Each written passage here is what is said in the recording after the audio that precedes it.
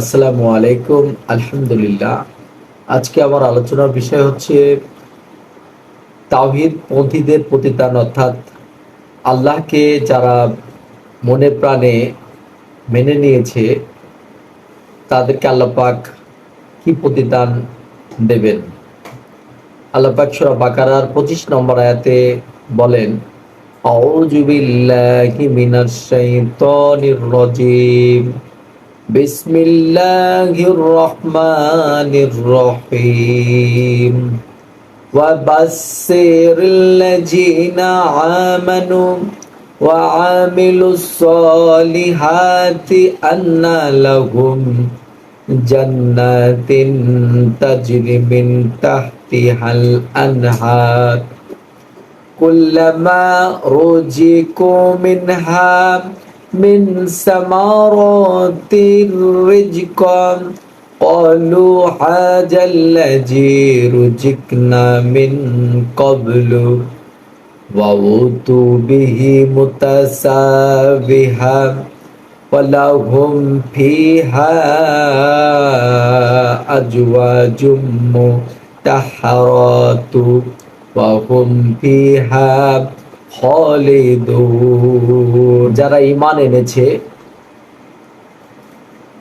এবং নেক কাজ করেছে, ঈমান এনেছে বলতে পরকালে আল্লাহ এবং আল্লাহর রাসূল এবং আল্লাহর রাসূলের প্রতি অবতীর্ণ কোরআন মাজিদের উপর বিশ্বাস করেছে এবং জান্নাত আছে এবং জান্নাতে অপরন্ত সুখের স্থান এবং জাহান্নাম অপরন্ত আযাবের জায়গা,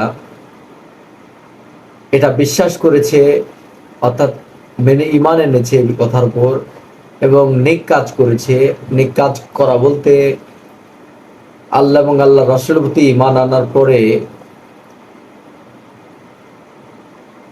5 ওয়াক্ত সালাত আদায়, সম্পদ থাকলে যাকাত দেওয়া, রমজান মাসের ফরজ সিয়াম পালন করা,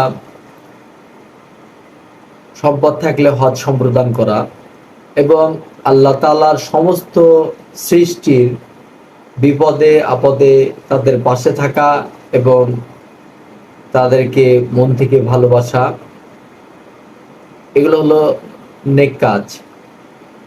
তুমি তাদেরকে সুসংবাদ দাও যে, মানে আল্লাহ পাক নবীকে বলছেন তুমি তাদেরকে সুসংবাদ দাও যে তাদের জন্য রয়েছে জান্নাত সমূহ, যারা ওই সকল কাজগুলো করবে, যার তলদেশ দিয়ে প্রবাহিত হবে নদী সমূহ।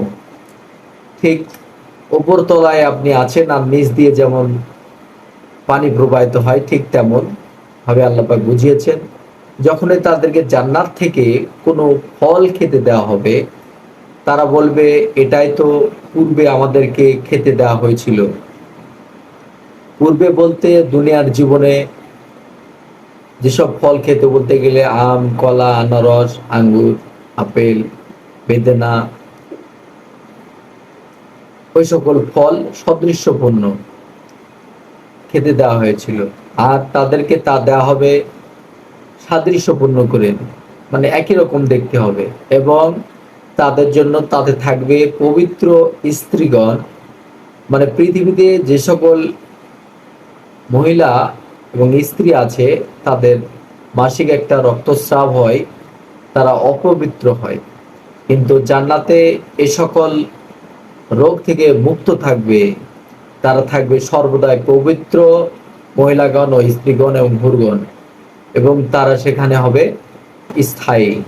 হাদিস জাবের রাদিয়াল্লাহু থেকে বর্ণিত, তিনি বলেন নবী সাল্লাল্লাহু আলাইহি সাল্লামের নিকটে একজন মানুষ এসে বলল, হে আল্লাহর রসুল, ওয়াজিবকারী দুটি জিনিস কি? ফরজের পরে যে কাজটা হবে সেটার নাম হচ্ছে ওয়াজিব, সেই স্টেপের নাম হচ্ছে ওয়াজিব, সেই ধাপের নাম হচ্ছে ওয়াজিব। তিনি অর্থাৎ হযরত মুহাম্মদ সাল্লাল্লাহু আলাইহি ওয়াসাল্লাম উত্তরে বললেন, যে ব্যক্তি আল্লাহর সঙ্গে কোনো কিছুকে শরীক করে মারা যাবে, অর্থাৎ হয়তোবা ভুলবশত অথবা শরীক করেছে, কয়েকদিন আগে করেছে, কয়েক ঘন্টা আগে করেছে, কয়েক মাস আগে করেছে, এরকম হতে পারে। তারপরে সে মারা যাবে, সে জান্নাতে প্রবেশ করবে। আর যে ব্যক্তি আল্লাহর সাথে কোনো কিছুকে শরীক করা অবস্থায়, অর্থাৎ বর্তমানে যে সময়টা চলছে এ সময় কোনো এক সে মুখ দিয়ে উচ্চারণ করছে কোনো কিছু কথা, কোনো কিছু কাজ, বা কারোর সাথে ঝগড়া বিবাদে লিপ্ত হয়েছে, এই সময় শরীক করছে, মানে আল্লাহর অংশীদার সাব্যস্ত করছে, এবং শরীক করার ফলে আল্লাহকে ছোট করছে। আল্লাহর যে বড়ত্ব, আল্লাহ আকবার, আল্লাহ সর্বশ্রেষ্ঠ, আল্লাহকে তিনি ছোট করছে, সেই ব্যক্তি এই সময় তার মৃত্যু এসে যাবে। সেই সময়কে বোঝানো হয়েছে, সে সেই সময় যদি মারা যায় তাহলে সে জাহান্নামে প্রবেশ করবে। হাদিস মুসলিম 93 নম্বর হাদিস।